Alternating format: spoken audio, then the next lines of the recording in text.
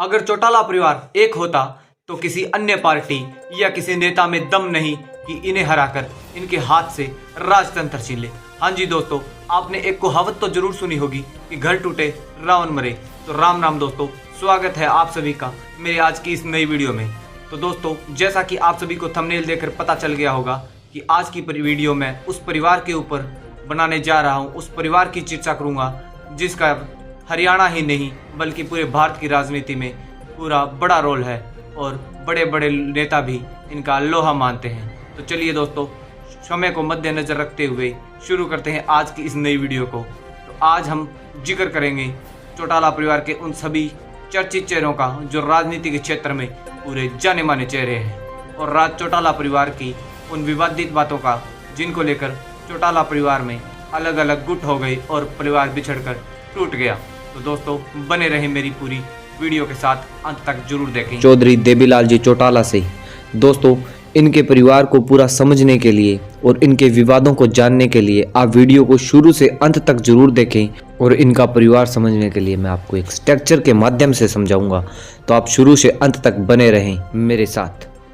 तो दोस्तों, बात है सन 25 सितंबर 1914 की, जब चौधरी लेखराम जी सिहाग के घर में एक छोटे बच्चे ने चौधरी देवीलाल जी चौटाला के रूप में जन्म लिया। चौधरी लेखराम जी सिहाग जाट समुदाय के चौटाला गांव के निवासी थे और इनके पास 2750 बीघा जमीन जो कि गांव तेजाखेड़ा में स्थित है। तो दोस्तों, आज़ादी के बाद जब पहली बार विधानसभा का चुनाव हुआ तो हरियाणा पंजाब राज्य का ही एक हिस्सा था। दोस्तों, ताऊस के नाम से प्रसिद्ध चौधरी देवीलाल जी चौटाला, जो कि 1952 में पहली बार कांग्रेस से विधायक प्रतिनिधि के रूप में चुने गए। इसके बाद पुनः 1957 तथा 1962 में भी पंजाब विधानसभा के सदस्य थे। 6 बार विधायक बने और 3 बार लोकसभा सदस्य चुने गए। और यह हरियाणा के 5वें सीएम जो कि 2 बार सीएम बने। और इन्होंने 1989 से 1990 और 1990 से 1991 तक भारत के 6वें उप प्रधानमंत्री के रूप में भी कार्य किया। और दोस्तों, 6 अप्रैल 2001 को दुनिया को अलविदा कहकर चल बसे। तो दोस्तों, अब बात करते हैं देवीलाल जी के बच्चों के बारे में। तो दोस्तों, इनके 4 बेटे और 1 बेटी थी, जिनमें सबसे बड़े बेटे ओम प्रकाश चौटाला, 2 नंबर के बेटे प्रताप चौटाला, 3 नंबर रणजीत चौटाला और 4 नंबर जगदीश चौटाला। और इनकी एक बेटी थी जिनका नाम शांति चौटाला। तो दोस्तों, आपको बता दूं कि जगदीश जी चौटाला राजनीति से काफ़ी दूर थे और इनकी जवानी में ही मृत्यु हो गई थी।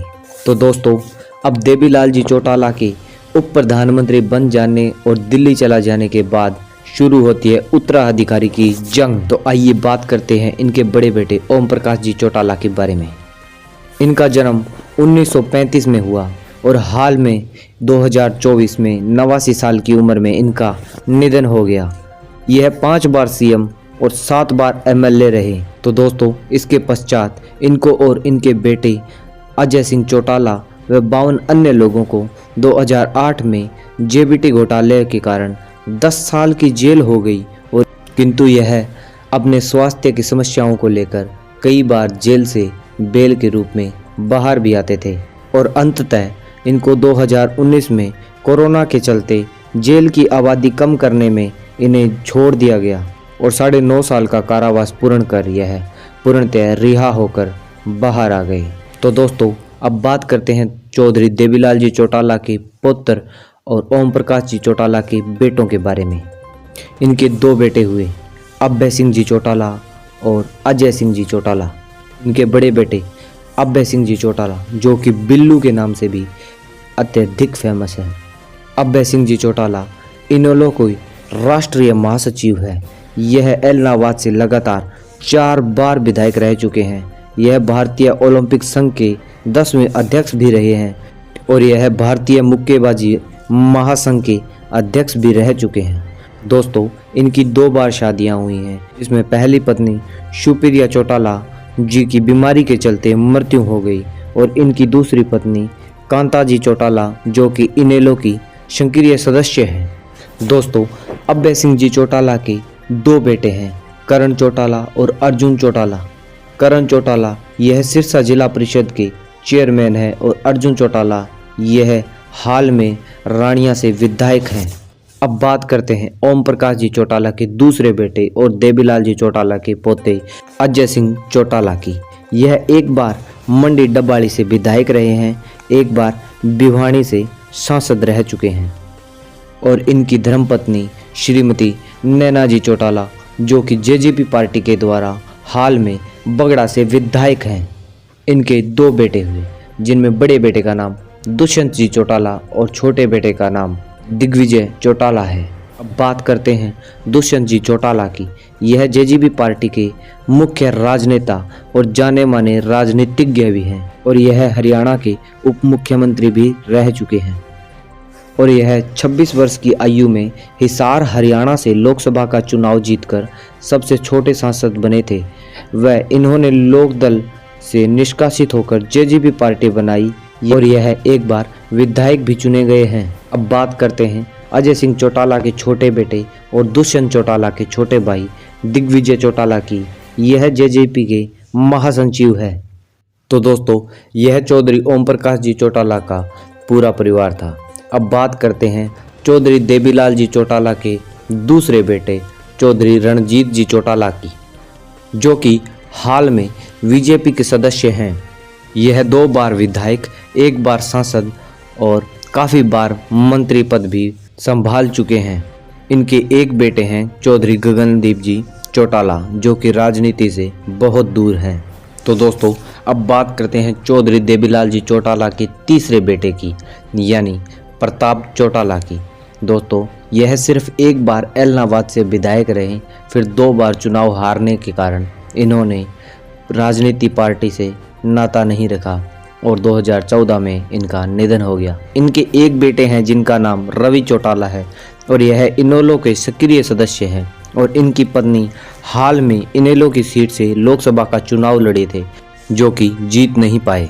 अब बात करते हैं देवीलाल जी चौटाला के चौथे बेटे जगदीश चंद्र की। इन्हें बहुत कम लोग जानते हैं। कहा जाता है कि यह शराब की लत के आदी थे और एक बार महिला से बदतमीजी को लेकर सुर्खियों में भी बने रहे और इनका कम उम्र में ही निधन हो गया।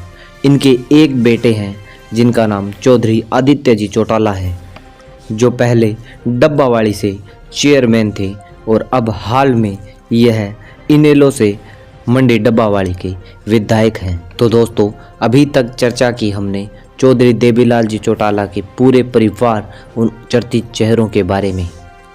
तो दोस्तों आपको लग रहा होगा कि सब राजनेता हैं और अपना अपना कार्य कर रहे हैं, तो अलग अलग कैसे हुए और कैसे इनको परिवार अलग अलग गुटों में बिखर गया।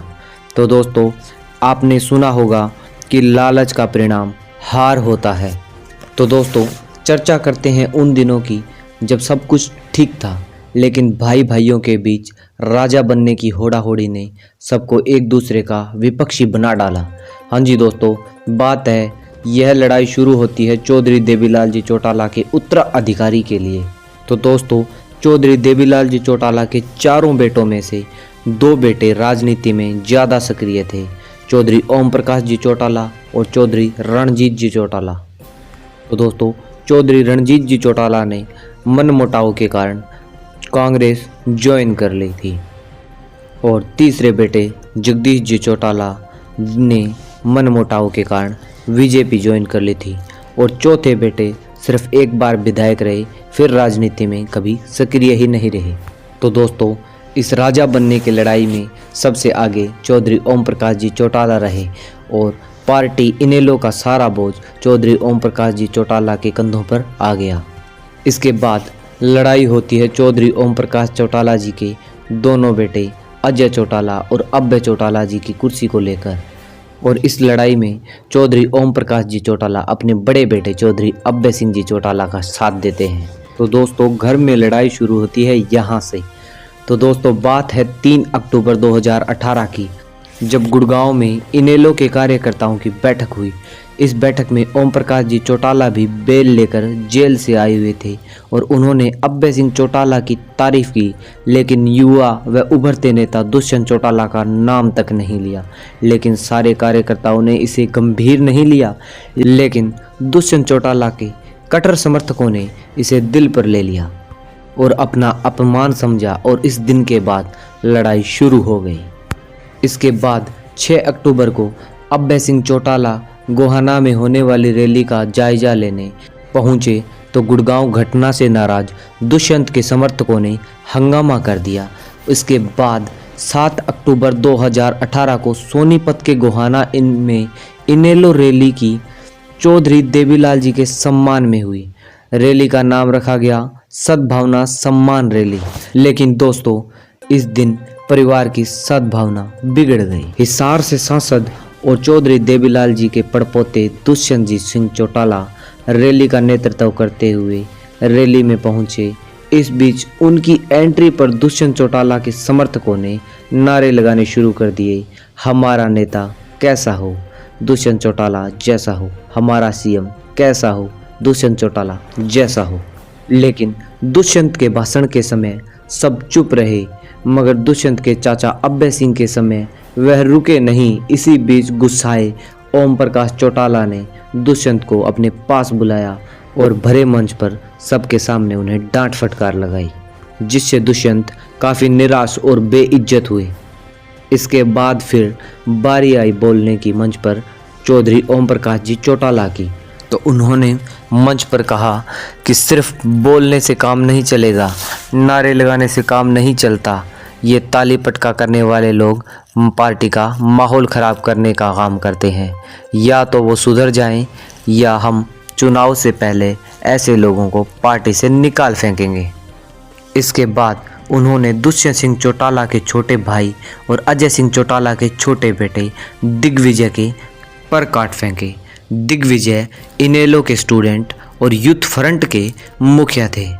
इसके पश्चात ओम प्रकाश चौटाला ने इसकी सब जिला इकाइयों की बदली की और दुष्यंत के खास माने जाने वाले हिसार और दादरी के प्रधान भी बदल दिए।